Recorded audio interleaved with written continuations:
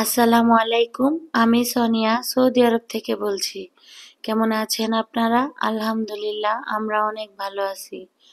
তো কাছে এবং দূরে দেশ এবং দেশের বাহিরে বসে যে যেখান থেকে আমার ভিডিওটি দেখে থাকেন সবাইকে অসংখ্য ধন্যবাদ। আর এই তো প্রতিদিনের মতো আপনাদের মাঝে আবারও আরেকটি নতুন ভিডিও নিয়ে এসেছি। আর আজকের ভিডিওটি হচ্ছে দুপুরবেলা থেকে স্টার্ট করেছি। তো আজকে দুপুরবেলা আপনাদের ভাইয়া বাসায় এসেছে। এমনিতে কিন্তু কোনোদিন দুপুরবেলা বাসায় আসে না। সকালবেলা ডিউটিতে যায় আর রাত্রে ৮টা কি ৯টা বেজে যায় বাসায় আসতে আসতে।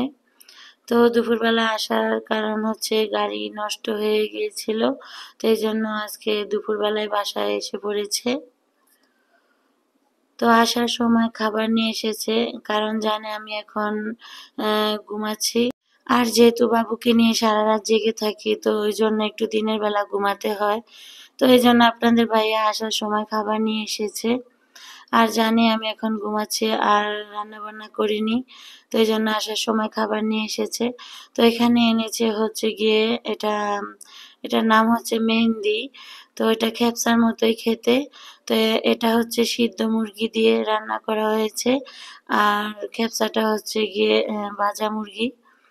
তো এটাও খেতে খারাপ লাগে না, ভালোই লাগে খেতে। তো আমাদের দেশে কিন্তু এত কম মসলা রান্না করলে কিন্তু কখনোই খেতে ভালো লাগে না, কিন্তু এটা এত কম মসলা রান্না হয়েছে তারপরেও খেতে কেন জানি এত ভালো লাগে। তো এই আর কি, সবাই মিলে খাওয়া দাওয়া করে তারপর রেস্ট নিয়ে সন্ধ্যাবেলা একটু বাইরে বের হয়েছি। তো আজকে অনেকদিন পরে বাইরে বের হলাম। তো এখানে তো বাবু একটু রাস্তায় দৌড়াদৌড়ি করতেছিল। তো আবার একটু বাইরে বের হলে কিন্তু অনেক খুশি হয়। তো এই জন্য একটু দাঁড়িয়েছিলাম আর এদিক দিয়ে বাবুর ফিডার আনতে ভুলে গিয়েছিলাম। তো বড় মেয়েকে আবার উপরে পাঠিয়েছি ফিডারটা নিয়ে আসতে। তো এখানে ওকে দেখে অনেক হাসি পাইতেছিল। ও একটা কাগজ বাতাসে উড়ে আসছিল। তো ওটা দেখে ও অনেক ভয় পেয়ে তো আমার কাছে দৌড়িয়ে এসেছে। তো মাঝে মাঝে ওর এসব দুষ্টুমিগুলো এত ভালো লাগে, অনেক হাসি পায়। তো এখানে আবার পাশ দিয়ে গাড়ি যাচ্ছে আর বলছে যে বাঁচাও। তো এখানে এই তো আমরা মার্কেটে চলে এসেছি। তো এখানে কিছু শসা নেব আর হচ্ছে গিয়ে কিছু সবজি নেব। তারপরেই তো শসা নিয়েছি, টমেটো নিয়েছি, তারপর হচ্ছে গিয়ে আরো কিছু সবজি নিয়েছি। তারপর এখান থেকে কিছু মাছও নিয়েছিলাম। তো এই যে গোলাপি কালার মাছটা, এটা হচ্ছে শেয়ারি মাছ। তো এটা দেখতে কিন্তু খুবই সুন্দর লাগে, কিন্তু খেতে একটুও ভালো লাগে না। তো এটা বাসায় এনেছিল। তো এটা আমার কাছে একটু ভালো লাগে না খেতে। তো এখানে আবার দেখছি যে কত কালারের বেগুন।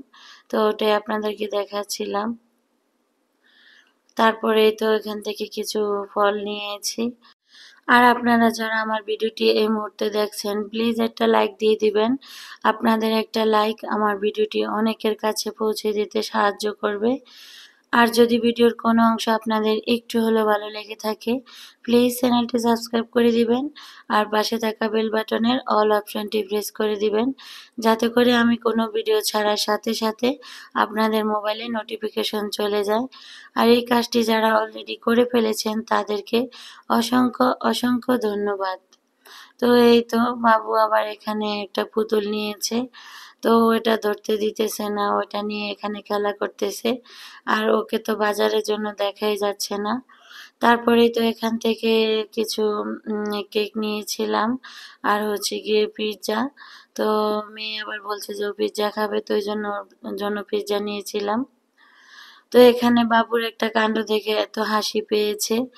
তো আবার মার্কেটে আসলে ওকে চকলেট কিনে দিতে হয়। তো কিন্তু ও চকলেটটা খায় না, তারপরও কিনে দিতে হয়।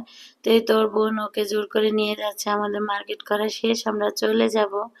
ও কিন্তু যাবে না, তো ওই জন্য জিদ করে শসা ওখানে ফেলে দিয়ে এসেছে। তারপর ও কাণ্ড দেখে তো আমি অবাক, ওর বাবা এটা থেকে একদিন চকলেট নিয়ে দিয়েছিল। তো এখন ও ভাবে যে এটার সামনে বসে থাকলে চকলেট বের হবে। তো এই জন্য এখানে এসে এটার সামনে বসে আছে। তো এটার ভিতরে ১ রিয়াল বা যত রিয়াল দেন ততটা চকলেট বের হবে আর কি। তো এখানে ওর বাবা টাকা দিয়েছে, তো আবার চকলেট বের হয়েছে। তো ও কিন্তু আর এটা জানে না যে টাকা দিলে চকলেটটা বের হয়। তো ও কি করে, মার্কেটে আসলেই এটার সামনে এসে বসে থাকে বা অনেক সময় শুয়েও থাকে। তো এই তো ওকে একটা চকলেট নিয়ে দিয়েছে। তো এখন আবার ওটার সামনে গিয়ে আবারও বসেছে আরেকটা নেবে। তো ও কিন্তু এই চকলেটটা খায় না, এটা চুইংগামের মতো। তো এটা খায় না।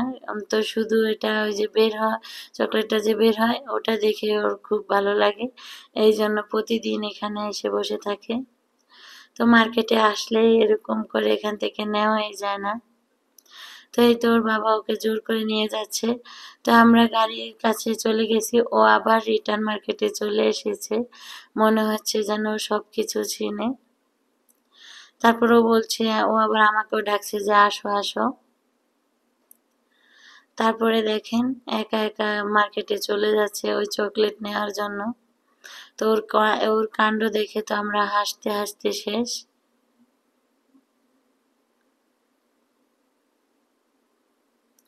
তো আবার যখন যাচ্ছে ও আমাকে টাটা দিয়ে যাচ্ছে। ও একটু কিন্তু ভয় পাইতেছে না যে আমরা ওখানে যাই না বা আমরা দূরে দাঁড়িয়ে আছি। ও আমাকে টাটা দিয়ে চলে যাচ্ছে। তারপর দেখতেছিলাম যে ও ভিতরে চলে যাচ্ছে, তো ওর বোন আবার ওকে নিয়ে জোর করে নিয়ে এসেছে। তো ওকে ওর বোন নিয়ে এসেছে এই জন্য অনেক রাগ করতেছে, ও চকলেটও হাতে নেবে না, কিছুই নেবে না। তো তারপর কি করলাম, জোর করে বাসায় নিয়ে আসলাম। তো মার্কেটে গেলেও এরকম করে ওর মাঝে মাঝে এই দুষ্টুমিগুলো একটু ক্যামেরা বন্দি করে রাখি। আর এই তো মার্কেট থেকে আসার সময় পিৎজা এনেছি, তারপর ওদের জন্য কেক এনেছি। তারপরেই তো এটা হচ্ছে পরের দিনের ভিডিও।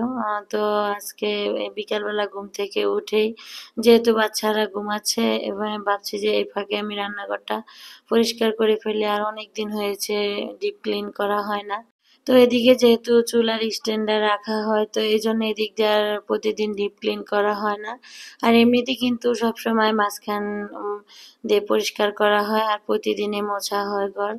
তো এখানে ঝাড়ু দেওয়া যায় না, তো এই জন্য এখান দিয়ে আর পরিষ্কারও করা হয় না। তো এখানে আমি আগে ময়লাটা একটু পানি দিয়ে ধুয়ে সরিয়ে নিয়েছি। তারপরে তো এখানে আমি দেয়ালটা মেজে নেব, আর ফ্লোরটাও সাবান দিয়ে মেজে নেব। তো এখানে কিন্তু অতটা ময়লা নেই, শুধু ওই যে নিচে স্ট্যান্ডের নিচে প্রতিদিনই যে একটা ময়লা জমা হয় ওটাই হয়েছে। আর দেয়ালে একটু তেলের চিটচিটে ভাব হয়েছে। তো উপর দিয়ে সবসময় মোছা হয়, কিন্তু নিচে দিয়ে বা অতটা পরিষ্কার করা হয় না। তো এই জন্য আজকে পুরো রান্নাঘরটাই পরিষ্কার করব। তো আজকে রান্নাঘরটা পরিষ্কার করতে অনেকটাই কষ্ট হয়েছে, যেহেতু আগের বার যখন পরিষ্কার করেছিলাম তখন আপনাদের ভাইয়ার সাথে হেল্প করেছিল। তো এখন আমি একাই কাজটা করতেছি, তো অনেক কষ্টই হয়েছে। তো এদিক দিয়ে বাবু ঘুমাচ্ছে, আর তাড়াতাড়িও করতেছি কাজ যে শেষ হয়ে যায়। ও আবার জেগে গেলে কিন্তু এই কাজ করতে পারবো না, যেহেতু ও আবার আমার কাছে এসে পড়বে। তো ওকে আবার এর ফাঁকে ঘুমের ভিতরে খাইয়ে দিয়ে এসেছি। ও কিন্তু আবার ছোটবেলা থেকে ঘুমের ভিতরে ফিডার খায়, আর আমি এটা ওকে ছোটবেলা থেকে অভ্যাস করেছিলাম। তো এ কারণে আবার অনেক সময় মাঝে মাঝে অনেক সুবিধা হয়, যখন ওর শরীরটা অনেক অসুস্থ থাকে তখন কিন্তু যখন জেগে থাকে কোনো খাবারই মুখে দেওয়া যায় না। তো যখন ঘুমে থাকে তখন কিন্তু সুন্দর করে ও খেয়ে ফেলে। তো বেশি না খাক, অল্প কিন্তু খেয়ে ফেলে। তো আমার কাছে কিন্তু এই সিস্টেমটা খুবই ভালো লাগে। তারপরেই তো এদিক দিয়ে আমি চুলা রাখার যে স্ট্যান্ডটা ওটাও মেজে নিচ্ছি। এটার ভিতরে কিন্তু অনেক তেল চিটচিটে ভাব হয়েছে, তো ওটাও আমি সাবান দিয়ে মেজে নিচ্ছি। তো এখানে কিন্তু একটা সুবিধা আছে, এই যে পানি যাওয়ার লাইনটা কিন্তু এই রান্নাঘরের মাঝখানে হওয়াতে কিন্তু আমি পানি দিয়ে পুরো রান্নাঘরটা ধুয়েছি, কোনো দিকেও কিন্তু পানি যায় না। আর অত মোছামুছিরও ঝামেলা নেই, একদম সাবান দিয়ে তারপর মুখ দিয়ে পানি দিয়ে তারপর পুরো রান্নাঘরটা আমি পরিষ্কার করে ফেলেছি। তো এখন এই তো স্ট্যান্ডের যেখানে রাখি ওই দিক দিয়ে পরিষ্কার করা শেষ। এখন হচ্ছে গিয়ে পুরো রান্নাঘরটা সাবান দিয়ে ভালো করে মেজে নিয়েছি। আর এভাবে পানি দিয়ে ধোয়াতে কিন্তু খুব তাড়াতাড়ি আমার ধোয়াটা হয়েছে। তো তো এদিক দিয়ে রান্নাঘর পরিষ্কার করতে করতে কিন্তু বাবু উঠে গেছে। আর যেহেতু অনেক তেল চিটচিট ভাব হয়েছে, আর এটা যেহেতু আমি একাই পরিষ্কার করেছি তো একটু সময় লেগেছে। আর এই তো আমার পুরো রান্নাঘর পরিষ্কার করা শেষ। এখন আমি স্ট্যান্ডের ভিতরে হাঁড়ি পাতিলগুলো রেখে দিচ্ছি। আর এই হাঁড়ি পাতিল আমি কিন্তু এখানে অতটা হাঁড়ি পাতিল রাখি না। তো যেহেতু এখানে রান্না করি, আর এত কাছে হাঁড়ি পাতিল রাখলে কিন্তু তেল চিটচিট ভাব হয়ে যায়। তো এই জন্য এখানে রাখি না, তো আমি ওই ক্যাবিনেটের ভিতরে রাখি। তো এখানে যেগুলো একদম বিশেষ প্রয়োজনীয় ওগুলোই রাখা হয়। আর এই তো এখানে রান্নাঘর পরিষ্কার করতে করতে কিন্তু অনেকটা লেট হয়ে গেছে। তো এখানে আবার আপনাদের ভাইয়ারও আসার সময় হয়ে গেছে, তো এই জন্য তাড়াতাড়ি করে রান্নাটা করে নিচ্ছি। তো এদিক দিয়ে আমি মুরগি ভিজিয়ে রেখেছি, আর এখানে আমি চাল নিয়ে নিয়েছি। তো এখানে আজকে খিচুড়ি রান্না করব। তো এখানে চাল আর ডালটা আমি আগে ভিজিয়ে রাখবো। তো এখানে খিচুড়ি রান্না করতে গিয়ে দেখি যে মুগ ডালটা শেষ হয়ে গেছে। তো এই জন্য আমি এখানে মসুরির ডাল আর হচ্ছে গিয়ে খেসারির ডাল দিয়ে দিয়েছি।